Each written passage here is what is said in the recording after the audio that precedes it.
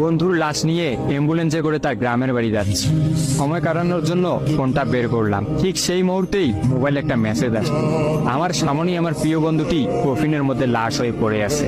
Message করেছে আমার সেই মৃত ফ্রেন্ডের গার্লফ্রেন্ড অবন্তী। আমি মেসেজগুলো পড়া শুরু করলাম। ফাহাদ, আমাকে মাফ করে দিও।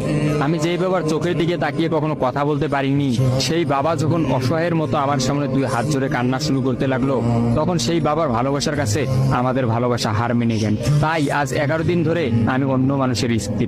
তোমাকে কথা দিয়েছিলাম জীবনের শেষ সময় পর্যন্ত তোমার সঙ্গে থাকবো। আমার সব সময় ভয় হতো যে তুমি আমাকে কষ্ট দেবে, হয়তো আমাকে ছেড়ে অন্য কাউকে বিয়ে করবে। অথচ দেখো, আমি তোমাকে কষ্ট দিলাম, আমি তোমাকে রেখে অন্য পুরুষকে বিয়ে করে ফেললাম। জীবনটা বড়ই অদ্ভুত, তাই না? তোমার কি মনে আছে আমি তোমাকে কাঁদতে কাঁদতে বলতাম আমাকে কখনো ছেড়ে যাবে না? তো তুমি হাসতে হাসতে উত্তর দিতে, আমি তোমাকে কখনো ছেড়ে যাব না, তুমি আমাকে ছেড়ে গেলে যেতে পারো। তখন আমি অনেক রাগ করতাম, কারণ আমি তো তোমাকে পাগলের মতো ভালোবাসতাম। তুমি নেই এরকম কোনো পৃথিবী আমি কল্পনাও করতে পারতাম না।